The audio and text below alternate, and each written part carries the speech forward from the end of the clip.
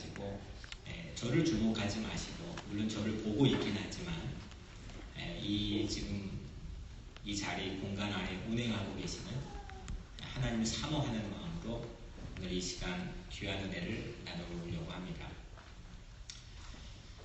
되게 하는 뭔가가 이게 가능하게 하는 우리 삶에 숨겨져 있는 에너지가 있습니다. 내가 어떻게 넘어갔지? 어떻게 됐지?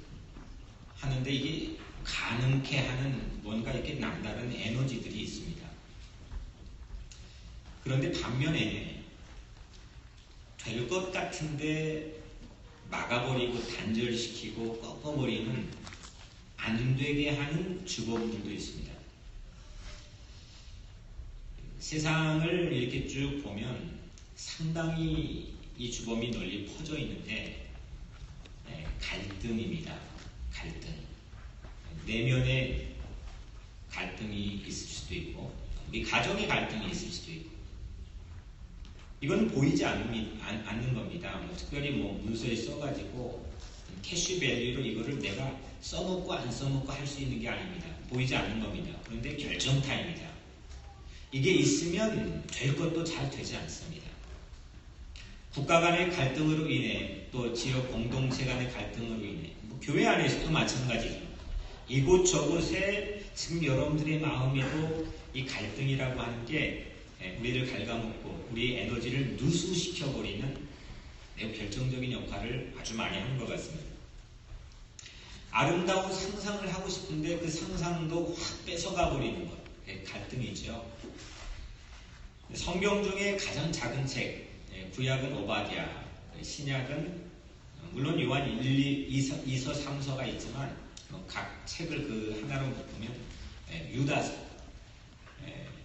오바댜와 유다서, 이게 가장 작은 책인데 절수로 따지면 성경의 가장 작은 책이 오늘 우리 읽은 오바댜라고 하는 책입니다.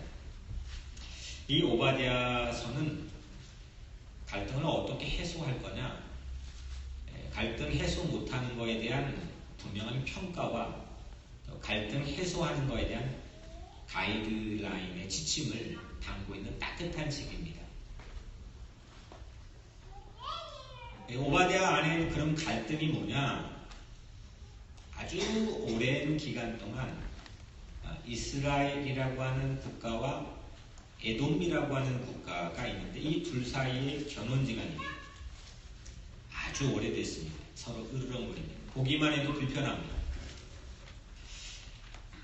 사람이 그런 불편한 감정이 여러분도 있으면 그건 좀 약간 창피하기도 하고 세상 말로 쪽팔리기도 하고 은근히 숨겨놓는데 성경이 참 탁월한 거는 이 불편한 감정을, 이 견원지간의 불편한 관계를 아주 솔직담백하게 우리에게 보여주고 있습니다. 첫 번째 마찰은 직접적으로 이 에돔과 이스라엘 사이 첫 번째 꽝 부딪혔던 마찰은 이스라엘 백성이 출애굽한 직후였습니다. 이스라엘 백성이 출애굽에서 광야로 나왔죠. 엄청난 대군이 나왔습니다. 그런데 빠른 시간 내에 하나님이 약속해 주신 젖과 꿀이 흐르는 가나안 땅 턱밑까지 도달했습니다. 이 가나안 땅의 남쪽에 네게브 사막에 있는 가데스 바네아라고 하는 지역까지 가서 그때 모세와 백성들이 에돔 국가를 만나게 됩니다. 우리의 길을 터주셔 우리 길만 지나가겠습니다. 다른 길이 없습니다. 우리가 좌도 안 보고 우도 안 보고 다른 일 하지 않겠습니다. 그냥 길만 지나가겠습니다. 부탁했는데 에돔 왕이 민수기 20장에 보면 이런 자에 거절합니다. 너희들 오면 내 칼로 맞서겠다. 가만 놔두지 않겠다. 결국은 그 길을 통과하지 못하게 됩니다. 이 일이 두고두고 역사적인 빌미가 되어서 이 둘 사이에 늘 으르렁거립니다. 세월이 흘렀습니다. 이제 이 이스라엘 백성이 드디어 가나안 땅에 들어갔습니다. 첫 번째 왕이었던 사울, 두 번째 왕이었던 다윗, 세 번째 솔로몬, 연이어 이 말씀의 역사서를 보면 이 에돔을 마치 자기 어떤 영적인 지도력을 인정받는 중요한 먹잇감으로 생각합니다. 결국은 완전히 싸그리 점령하고 침공해서 속국으로 만들어버리죠. 그런데 또 세월이 흘러서 이 전세가 역전이 됩니다. 우리가 잘 아는 것처럼 이스라엘 백성이 당대의 최고의 제국이었던 바벨론이라고 하는 제국에 대해서 침공을 받습니다. 주전 587년도에 침공을 받고 예루살렘이 포위되었던 마지막 날 그날, 오늘 이 말씀은 그날을 역사적 배경으로 삼고 우리에게 소개가 됩니다. 지금 예루살렘은 꽁꽁 포위를 하고 바벨론 제국이 이제는 요 땅 하면 들어가서 전부 전멸하는 겁니다. 그리고 대다수의 많은 사람들을 포로로 끌고 갑니다. 그런데 그 광경을 바로 바로 인접해 있던 에돔 국가에서 그걸 보고 어떻게 반응을 했느냐 이겁니다. 제 손바닥이 굳이 설명하자면, 이 손바닥이 이스라엘 국토라고 하자면, 이 손가락이 이스라엘 국토라고 하자면, 에돔 땅은 제 엄지손가락 위치에 있습니다. 딱 붙어 있습니다. 마치 우리나라 한일 관계처럼 아주 인접해 있습니다. 이 바벨론 제국이 침공해가지고 지금 이제 우리는 벽적간도의 위기 상황에 놓이는데 우리 좀 도와달라고 원조를 요청하고 우리 좀 살려달라고 에돔을 향해서 외쳤건만, 오늘 10절부터 14절까지 보니까 아주 적나라하게 나와 있습니다. 그들은 수수방관했습니다. 방조했습니다. 그리고 고소해했습니다. 물론 이스라엘 패망하는데 직접적인 책임이 있는 건 아니지만 그걸 보고 참 좋아했습니다. 이 이스라엘과 에돔의 관계는 더 멀리 역사적인 기원 시조를 찾아보자면 이스라엘의 시조는 야곱입니다. 야곱이 변화된 이름이 이스라엘의 이름이 되었죠. 그리고 에돔의 시조는 쌍둥이였는데 누구죠? 에서. 형 쌍둥이죠. 먼저 나온 선둥이 에서는 에돔의 시조가 되고, 나중에 발꿈치 잡고 나온 후둥이 야곱은 이스라엘의 시조가 됩니다.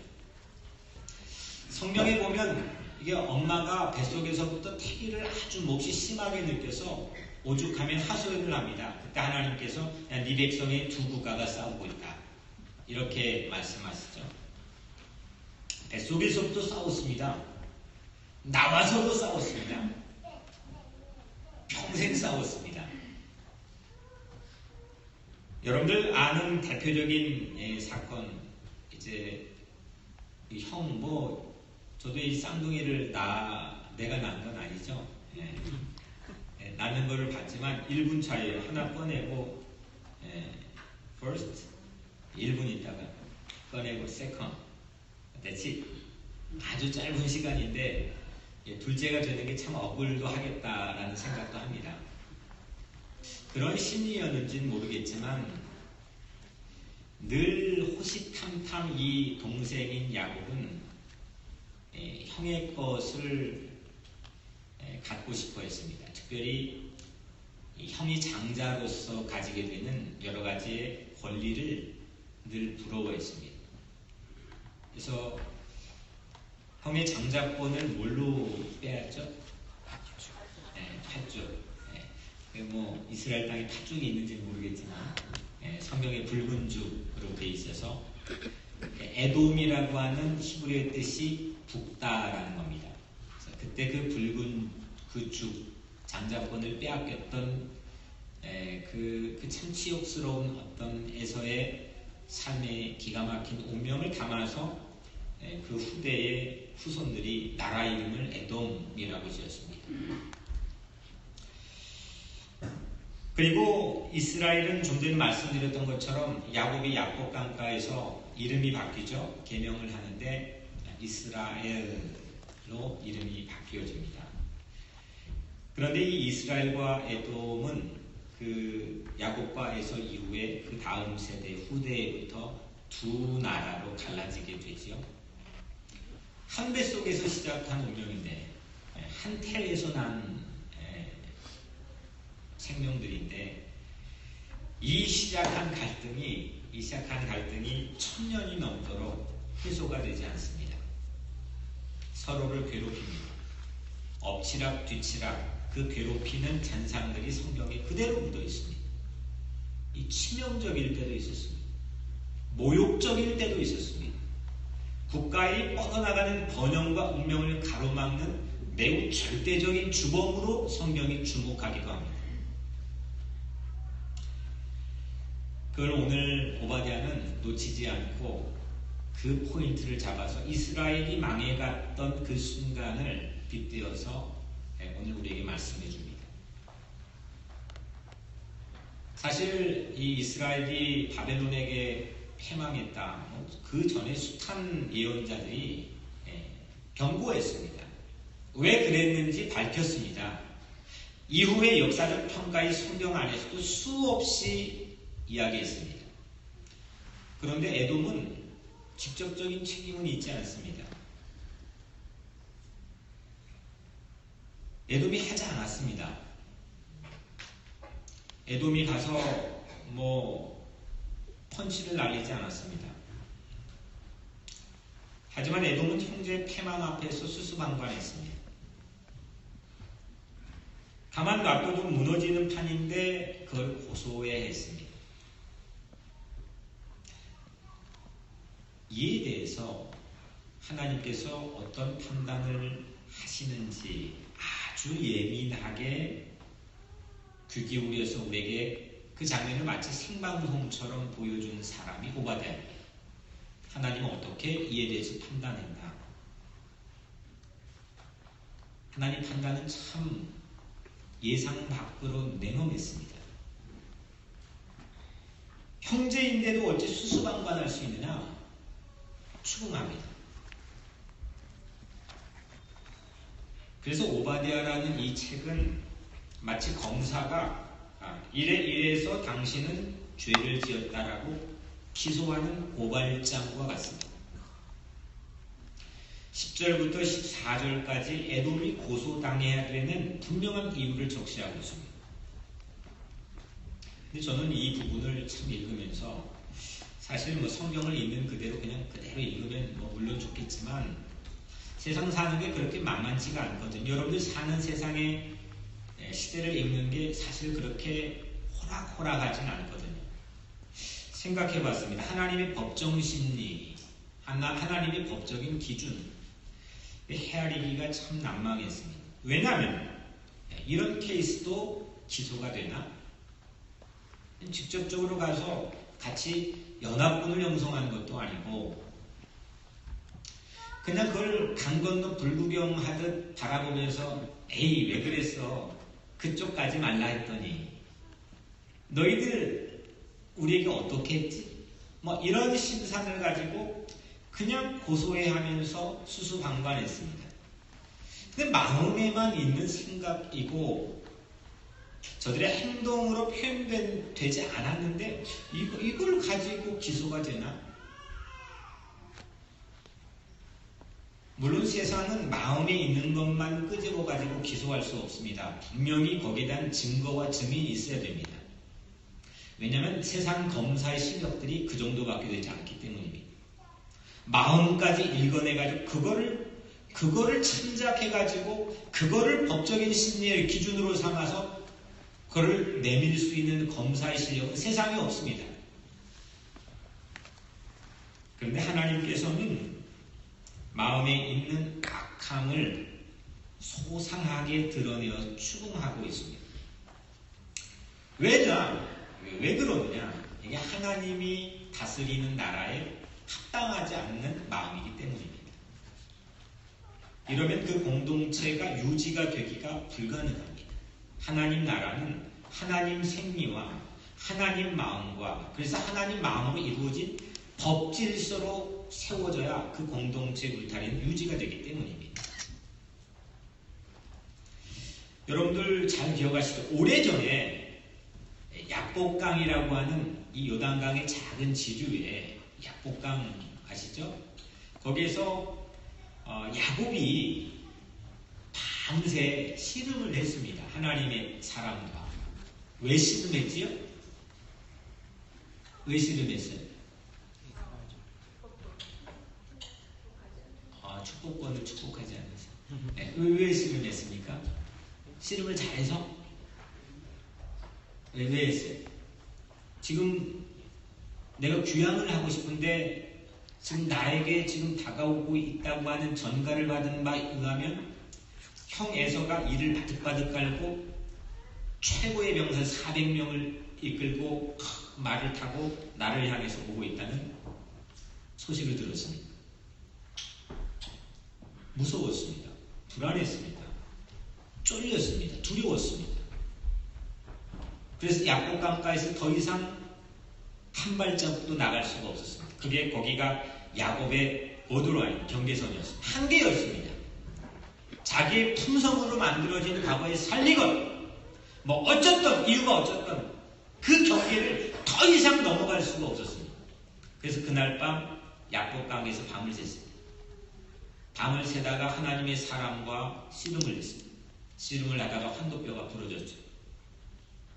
그리고 난 그 다음날 아침 햇살이 비쳐오는데 그래서 그 햇살이 너무너무 아름다워 하나님의 얼굴이라는 이름으로 그 지명, 약복강의 지명의 이름을 브니엘로 바꾸지요. 야곱이.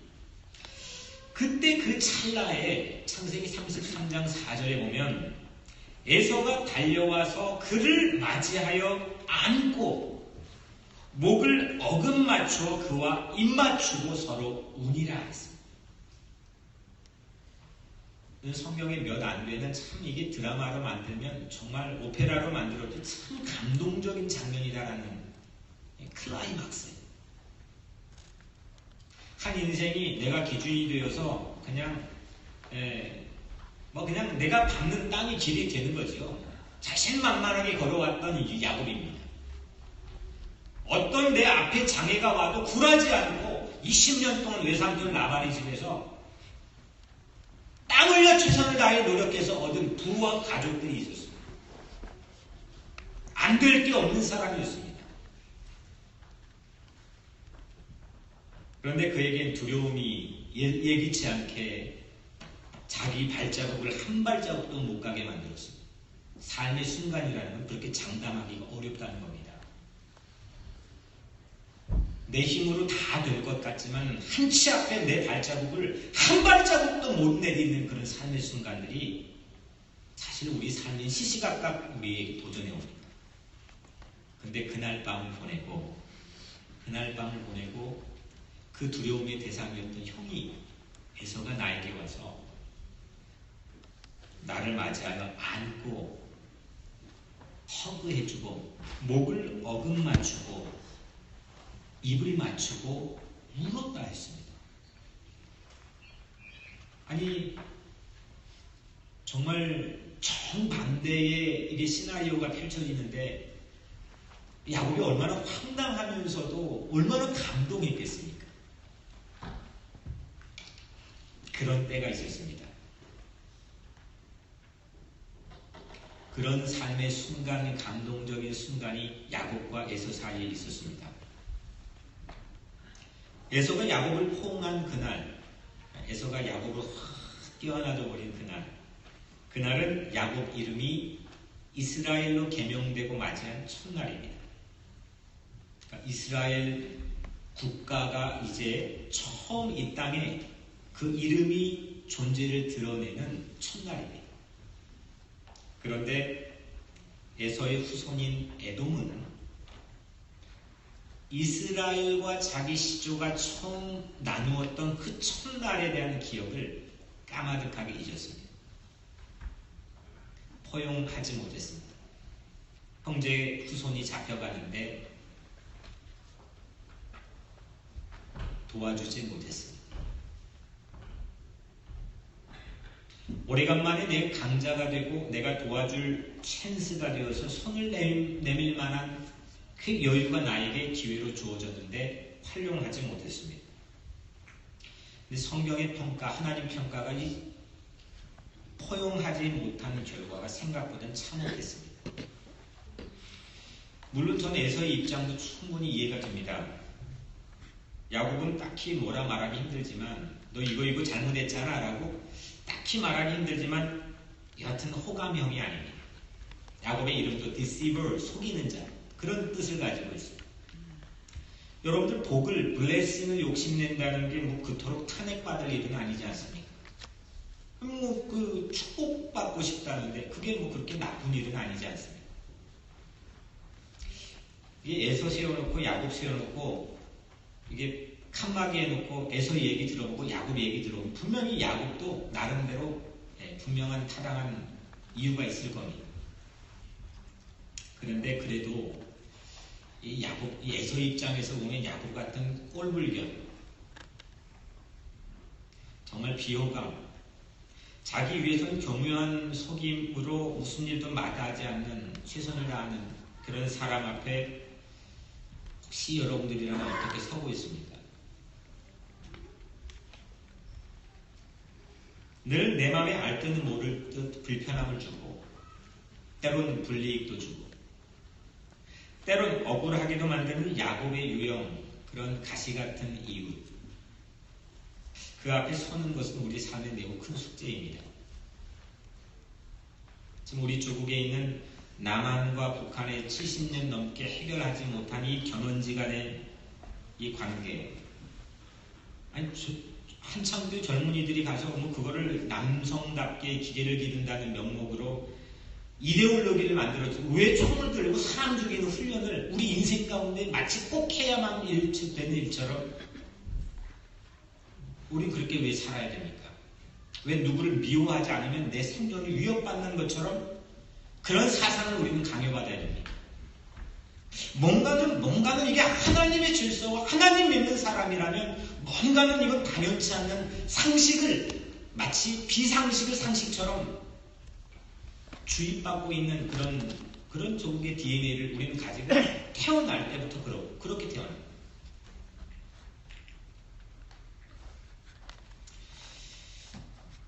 남쪽에서 북쪽을 보면 이건 정말 비호감을 넘어서지요. 이게 뭐 상식적인 나라인가. 하지만 그들이 얼마 전에 큰 역사상 유례를 찾기 힘든 수해를 당했습니다. 뭐 우리가 뭘 가서 도와줄 수 있겠습니까? 저는 그냥 스스로 이렇게 보이지 않는 영혼의 청진교로 여러분들의 마음을 진단해 봤으면 좋겠습니다. 그 광경을, 그 뉴스를, 그 신문을 보고 있는 나는 어떤 마음을 가졌는가?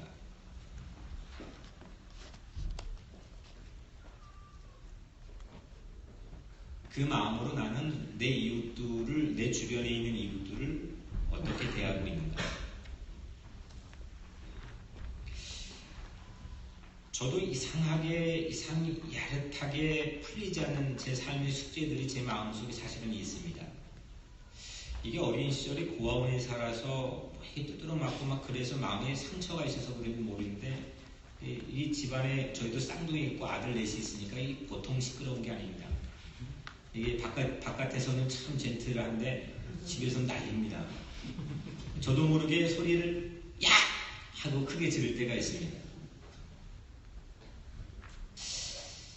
이 마음속에 있는 이 감정이라는 것을 우리 각자 스스로가 매니지할 수 있어야 되는데, 다른 거 뭐 큰 기업도 매니지하고 막 어떤 거대한 학문도 막 매니지할 수 있고, 어떤 조직과 공동체 프로젝트도 매니지할 수 있을 것 같은데, 그 알량한 내 안에 있는 감정, 이모션 조그만한 거를 그걸 핸들링 못해가지고 아차. 혹시 여러분들 그런 자책하려는 순간이 여러분들 별로 없습니까? 저만 있는 것처럼 막 쳐다보니까 에돔이 자기 시조가 야복 강가에서 그 포용해 주었던 아침. 에서가 그렇게 포용해 주었던 아침을 이 후손인 에돔은 그걸 잊지 않고 기억해야 행복할 수 있었습니다. 사람이 우발적으로 나오는, 어쩌다가 한 번씩 나오는 감정은 사실은 이게 안정적이지 못하죠. 업앤다운이 있겠죠. 그건 자기 실력이 아닙니다.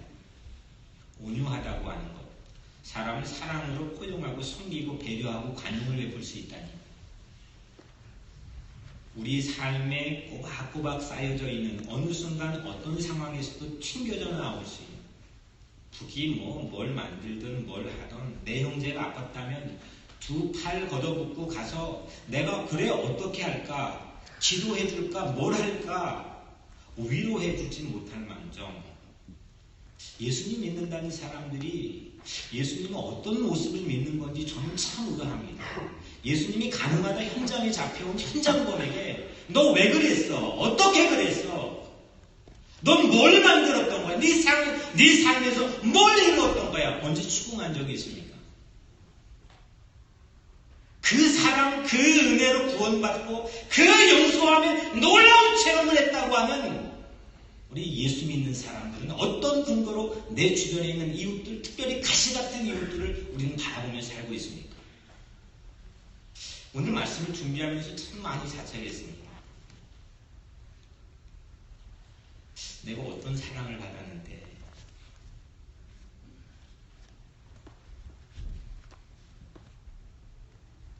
에돔 입장에서 이스라엘은 정말 밉상인 가시같은 이웃입니다. 제가 저희 사무실에 딱 걸려있는 우리 교회 달력을 보니까 공교롭게도 10월 달에 주제가 크게 글자로 써 있잖아요. 혹시 어떤 건지 아세요? 관용이라고 쓰여 있더라고요. tolerance, 관용. 그리고 작은 글자로 다른 사람의 잘못을 이해하고 배려하고 품는 관대함. 이런 마음을 가진 사람들이 많이 있는 나라, 그런 공동체, 그런 사회에서 살면 참 행복하겠다. 내 작은 이 마음 안에도 그런 마음의 평수가 훨씬 더 넓어진다면 예수님처럼 그러면 정말 좋겠다. 달력을 보면 생각했습니다. 오늘 무엇가 옳고 그른지를 시시비비를 가리는 것도 물론 우리 각자의 삶은 매우 중요한 삶이겠지만 무엇보다도 예수님처럼 예수님의 십자가가 마치 우리를 포용해주는 팔이 된 것처럼 오늘 여러분들에게도 그런 넓은 깊고 오묘한 그런 새로운 마음들이, 포용의 마음들이 오늘 주어지게 되기를 주님 이름으로 축복합니다. 아멘. 짧은 분량의 책에서 에돔을 막 악당으로만 몰아붙이잖아요. 지금 이게 다 이스라엘 편에서, 그러니까 야곱 편에서, 야곱의 후손이 이스라엘 편에서 가시 같은 이웃인 에돔은 어떻게 돼야 되냐?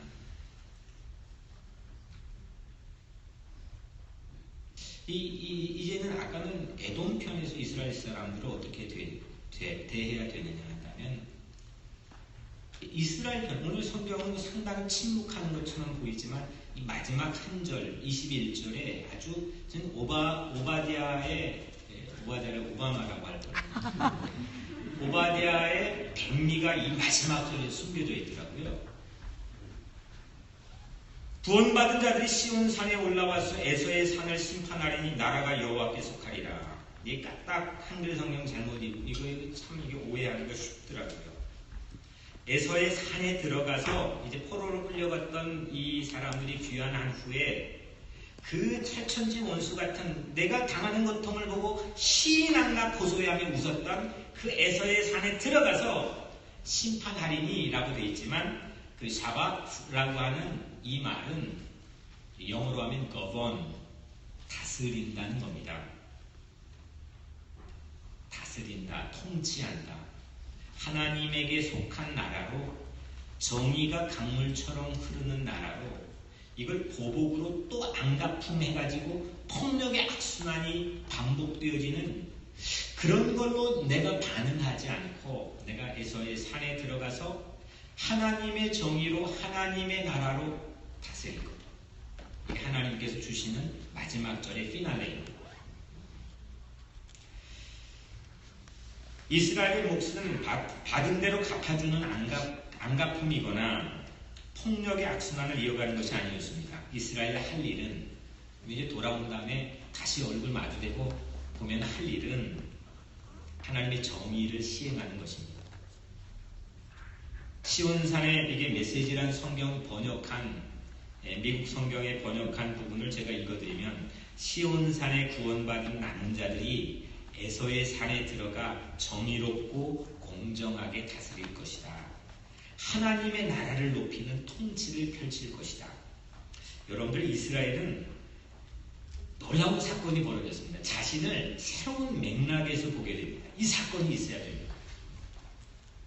나를 새로운 맥락에서 늘 폭력과 보복이 안갚음이 악순환되는 이 그물처럼 얽혀있는 이 세상 한복판에서 나 자신의 존재의 가치 새로운 의미를 보게 됩니다. 어떤 나냐?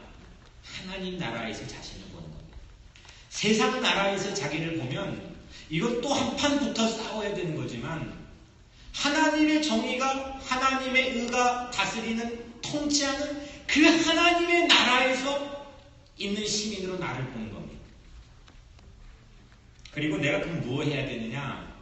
사람들 다 기진맥진에 잘 살지 못하는 게 할 일 못 찾아서 그러는 거거든요.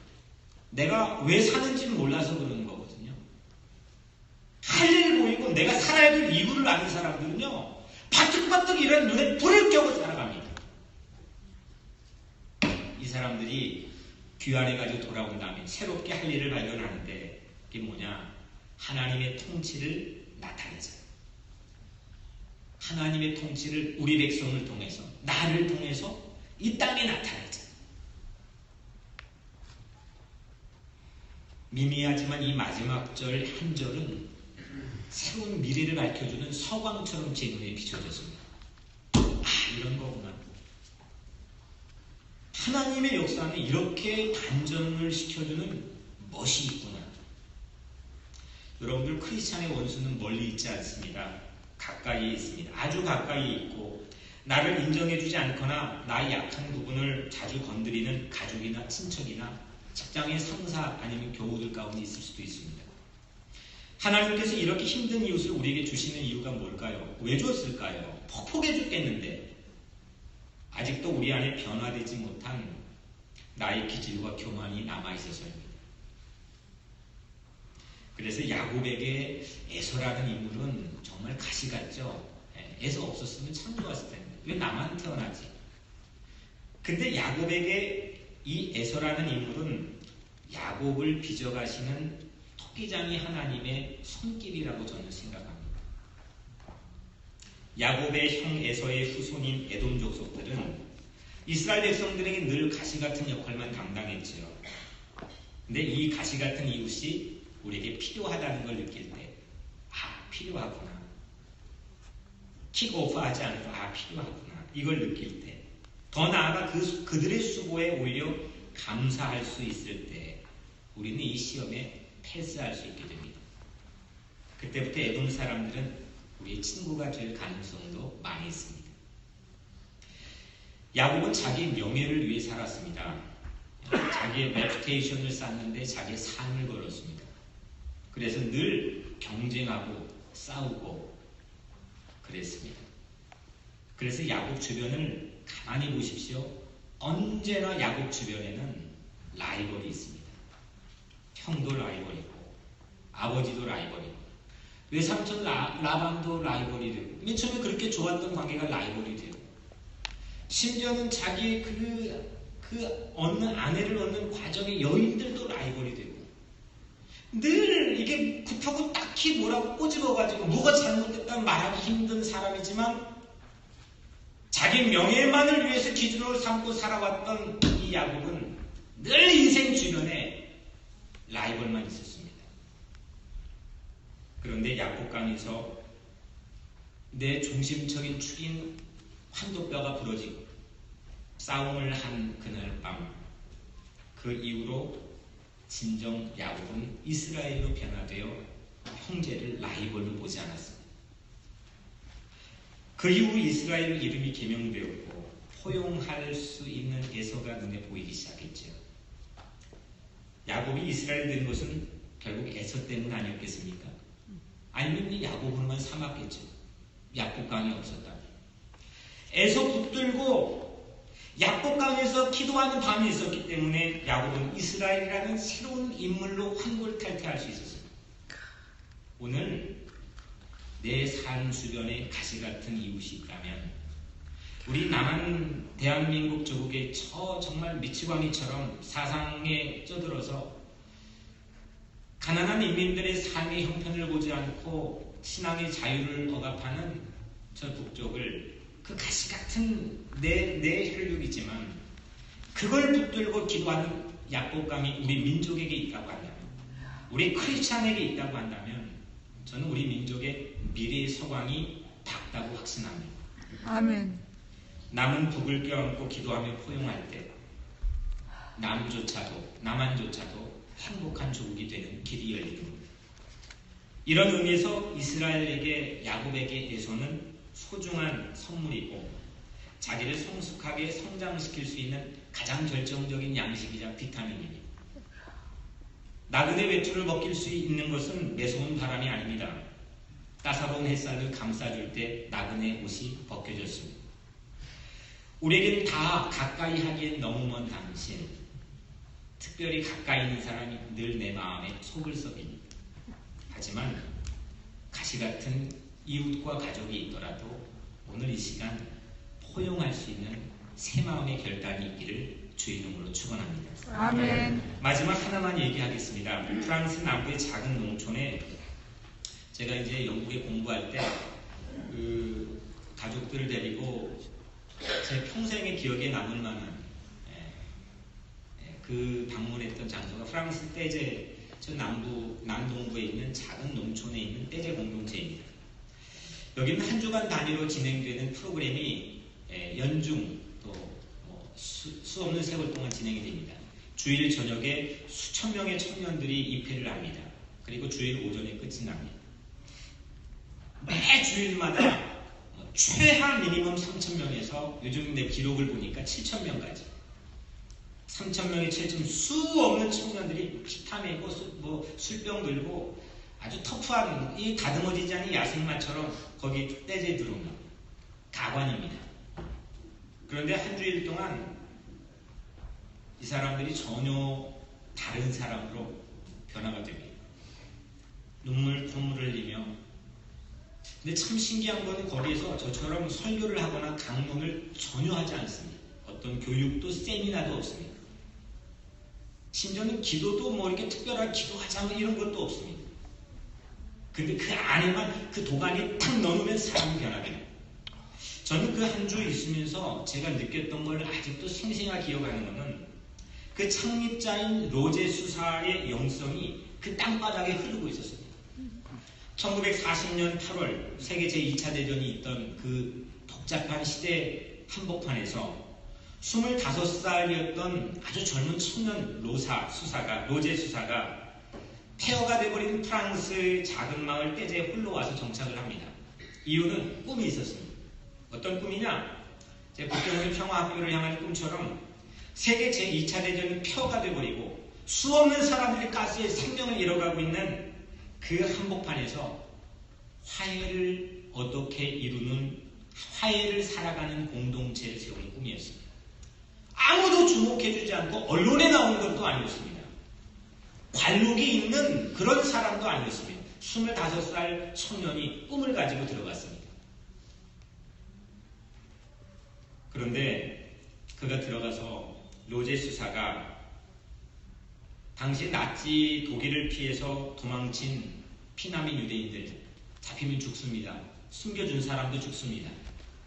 그런데 그 주이스들을 이 떼제에 자기가 기거하는 자그마한 곳에 이 부엌의 아궁이에 숨겨줬습니다. 수 없는 사람을 숨겨줬습니다. 전쟁이 끝난 다음에는 이제 패전국이 되어서 잡히면 독일군은 죽습니다. 사형을 당합니다. 근데 그 독일군 포로가 오는 족족이 자기 아궁이에 숨겨졌습니다.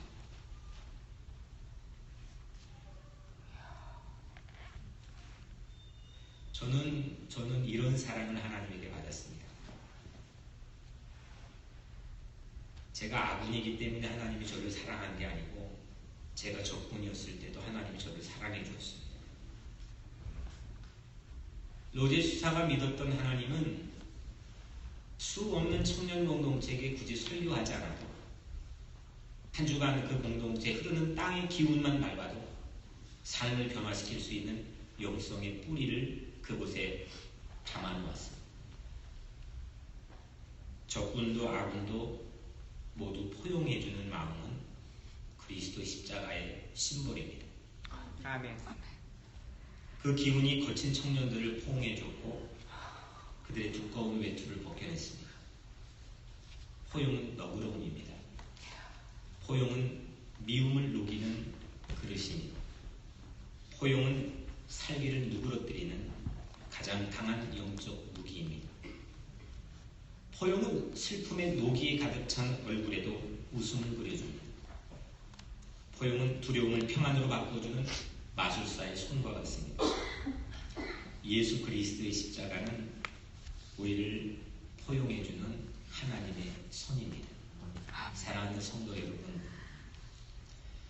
여러분 주변에 주로 라이벌이 있습니까? 아니면 안아주고 허구해주고 싶은 연인들 같은 사람들이 있습니까? 예수 그리스도는 우리가 어떤 모양일지라도 우리를 라이벌로 보지 않았습니다. 가시 같은 이웃조차 나를 성숙하게 변화시켜줄 선물로 받아들이고 그 이웃을 붙들고 기도할 때 나를 변화시킬 약복감이 오늘 이 자리가 될 수도 있습니다.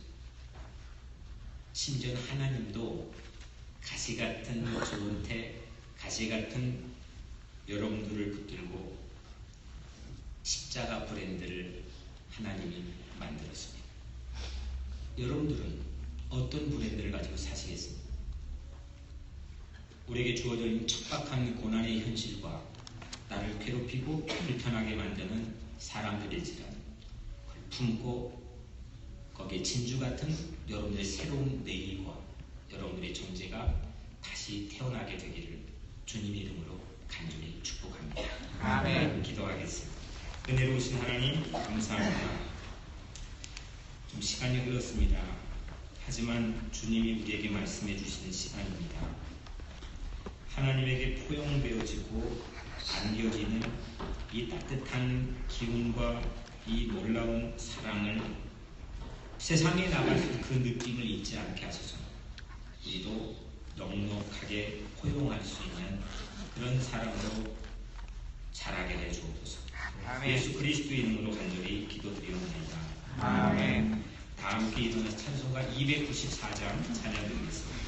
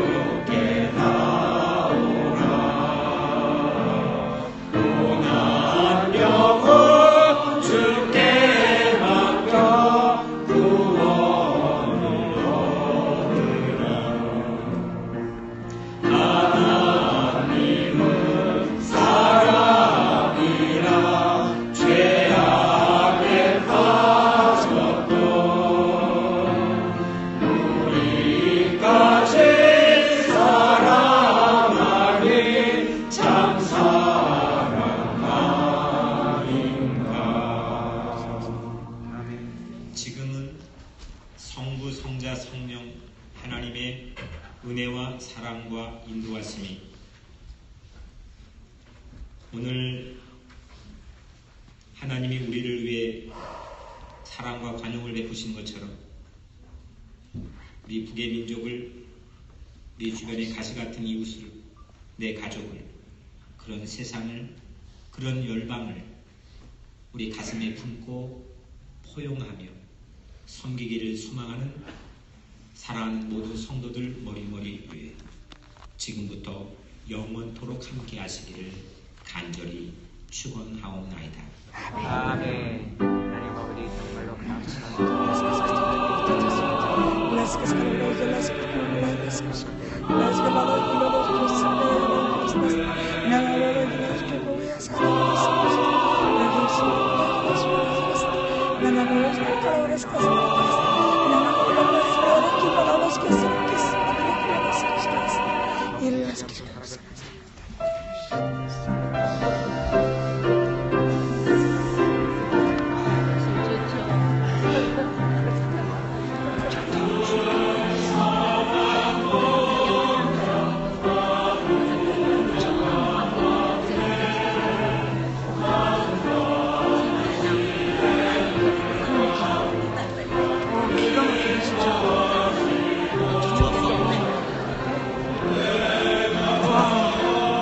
깜짝 놀랐어요.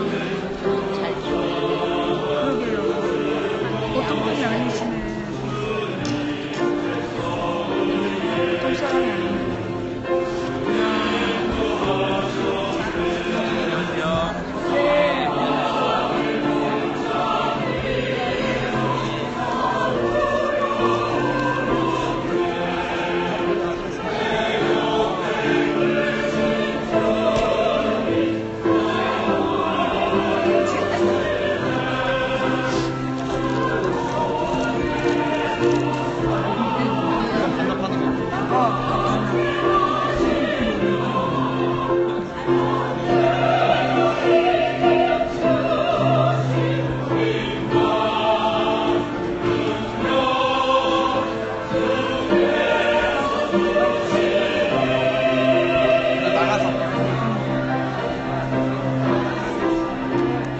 여기 목사님 방송 있어요. 이거 돼요? 뭐가 나가요? 그날 제가 간증할 때는 그렇게 안 되더니 설교 말씀 드리면 되는데, 근데 오늘 설교 말씀 진짜 계속 이러세요? 졸려서 죽을 뻔했어 마지막에. 이게요? 어머. 마지막에 한 15분 동안 너무너무 졸렸어. 저는 막 마지막에 숨이 막힌 줄 알았는데. 여기 진짜 대단한 것 같아요. 이 목사님 진짜 엄청난 분이네. 한번 오셔야지 되겠지. 진짜 이분 진짜 대단한 분 같아요. 깜짝 놀랐어요. 왜 이렇게 졸립지? 와, 아니 이 교회는 이렇게 어떻게 운이 좋으세요? 하나님이 특별히 사랑하시는 것 같아요. 이런 목사님 드물어요. 한 4년 계시면서 이 교회를 일으키면 그러니까 와 38배가 와가지고 우리 얼마 남지 않은 교회를 일으키면 되겠어. 그랬다면서요. 연령층이 고루하고 와서 물을 잠깐만요. 어제 결국 루즈벨트 저 거기 가가지고